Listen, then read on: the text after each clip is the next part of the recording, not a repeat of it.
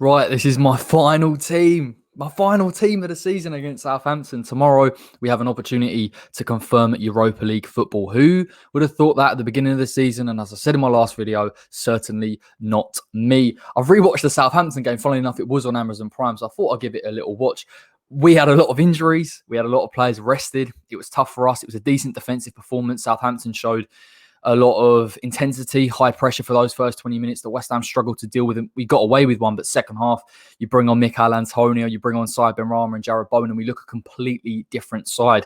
And I expect tomorrow with the players that we've added in January, including Jesse Lingard, as well as some of the players returning from injury, a fully fit squad nearly, you'd expect West Ham to cause Southampton a lot of issues, particularly in their midfield and in terms of transitions as well. And I think West Ham in this game can afford to be a little bit more conservative as we were in the second half against Southampton, use our progressive ball carries, and finally end this season on a high. So I'm buzzing for it. Let's get into it. This is my team against Southampton. Lucas Fabianski in goal. No shocks as ever.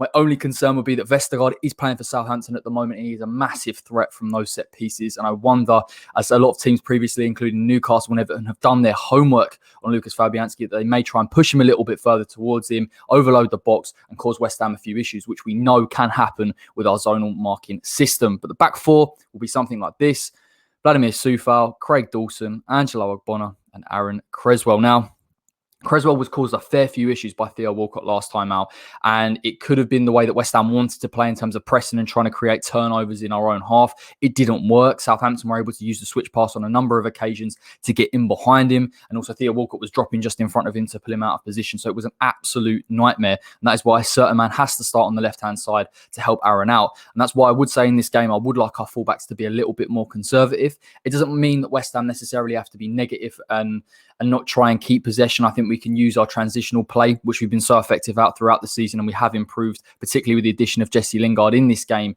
and look to create chances that way. And Craig Dawson obviously started his first game for West Ham against Southampton, and partnering him with Angelo Ogbonna is massively crucial for us. I think the way that Southampton can use the switch pass to try and catch us out when we try to play a little bit of a higher line. Danny Ings, who is a player that doesn't really play down the middle at times, he can come out of position and try and force those centre-backs into areas that they really don't want to be. So I do think this back four has got to be conservative, and I do think we've also got to rely a little bit on our defensive midfielders to protect them in both the wide areas and in terms of sitting back, and almost at times feels like it'll be creating a bit of a back six. Sounds negative, but bear with me.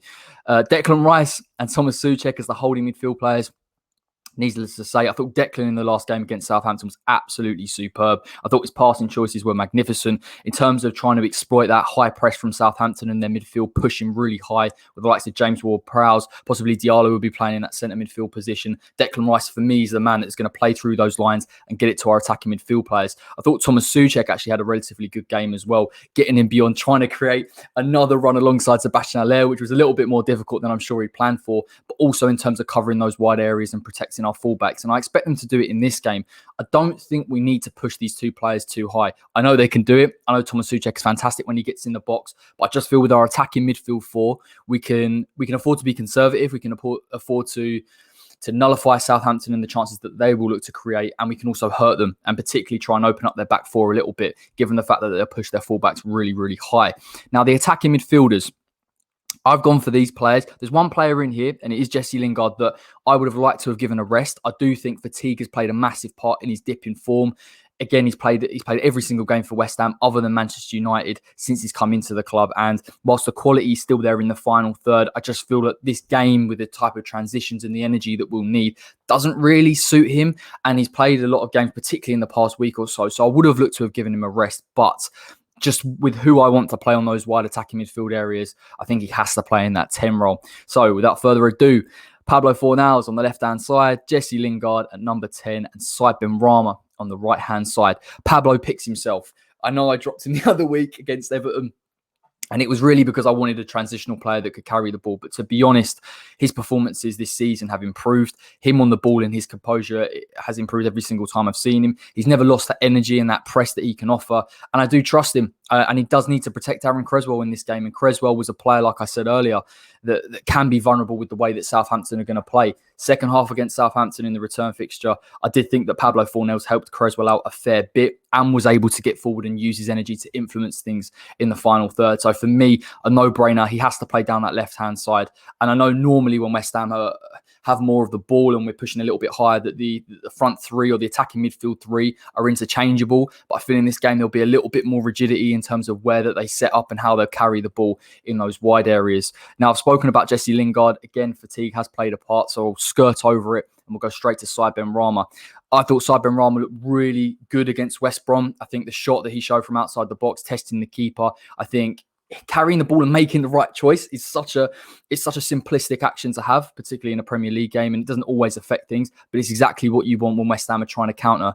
And I thought that when he came to that right-hand side, he got his assist naturally, which is a really good delivery right across the face of goal. But equally, some of the crosses that he was putting into the box, taking one touch and drilling it in, is exactly what West Ham need when that Southampton defence is out of shape. If they play a mid-block, he can get him behind, or play a ball for Mikel Antonio if he's playing between those centre-backs. So for me, he has to start on the right-hand side. I'm sure some of you will be sitting here saying, why not play Jarrod Bowen, who played in the last fixture, because he offers that defensive work rate.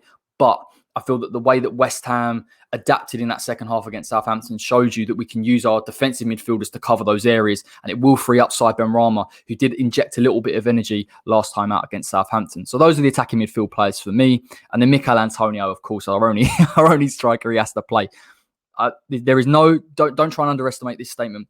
When I watched this last time, we played with Manu Lanzini, who I think you can clearly see now is the deep line midfielder and better in possession, Yarmolenko on the right-hand side, and Sebastian Haller up front. And trust me when I say this, the lack of mobility and chance creation was frightening. There was no ball carries, there was no ball retention. And when Mikel Antonio, Benrahma and Bowen all came on, we stretched that Southampton defence and midfield. We kept the ball a lot better and we started creating clear-cut chances. And Mikel Antonio is a massive part of this. We know we can peel off to the left, and he possibly will do it in this game. He'll have a lot of space to operate in. I think his role within this game is to not only stretch and play in between the two Southampton centre-backs that can be caught out of position, but coming a bit deeper, keeping the ball and allowing our attacking midfield players to get forward. Because I do feel that if West Ham retain the ball in Southampton's final third and we've beaten their midfield, that we can create an overload that naturally will lead to clear-cut chances. And if Mickey's in the box and he's between the two centre-backs, listen, I know I've said this before, he's not technically the best finisher. And I really wouldn't dream of him trying to shoot from outside the box and scoring. But his movement in the box is very decent. And you feel that if West Ham progress the ball enough, overloading that final third, and he's right between the two centre-backs and on the shoulder, he will get a chance to score in this game, and it will see us in the Europa League. So it's a really exciting time tomorrow, Hammers. I'm absolutely buzzing for it. You know, this is the best season that I've seen in my lifetime. I'm sure for some of you viewers as well, it has been the best season. It's a shame we can't be in there. 10,000 of you there tomorrow. If you are going to the game, give the boys the support. The watch-along will be back tomorrow.